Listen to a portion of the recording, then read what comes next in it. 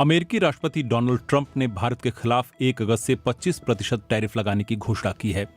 यानी भारत से जो भी सामान अमेरिका जाएगा उस पर 25% का टैरिफ लगेगा। सबसे अहम बात है ट्रंप का ये कहना कि भारत रूस से सैन्य उपकरण और तेल खरीदता है, जिससे रूस को यूक्रेन में युद्ध जारी रखने में मदद मिल रही है।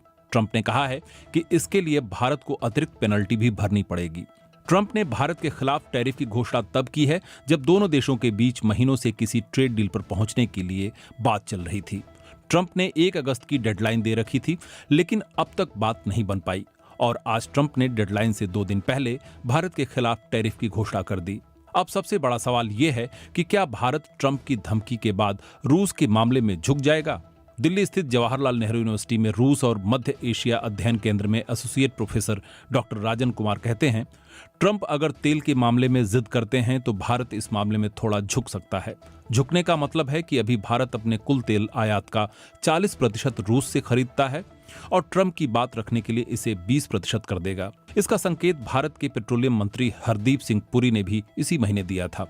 उन्होंने दिल्ली में आयोजित ऊर्जा वार्ता 2025 में कहा था, भारत का तेल आयात किसी देश पर निर्भर नहीं है। अगर कुछ होता है तो हम उसे संभाल लेंगे। तेल आपूर्ति को लेकर कोई समस्या नहीं है।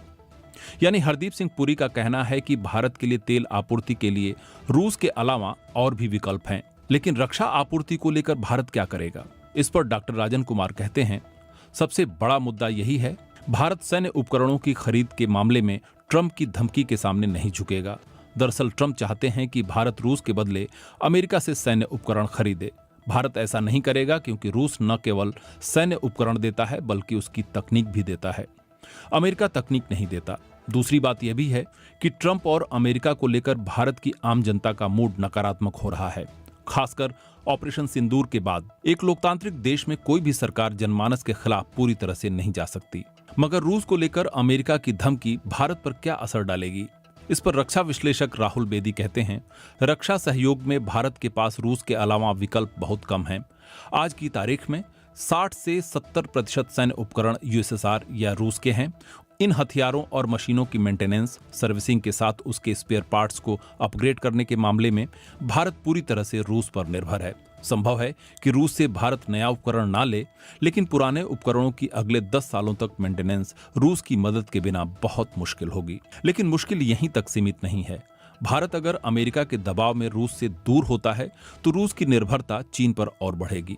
रूस की करीबी पाकिस्तान के साथ भी बढ़ने की आशंका जताई जाती है।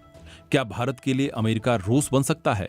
इस पर राहुल बेदी कहते हैं, मुझे नहीं लगता है कि अमेरिका भारत के लिए रूस की जगह ले सकता है।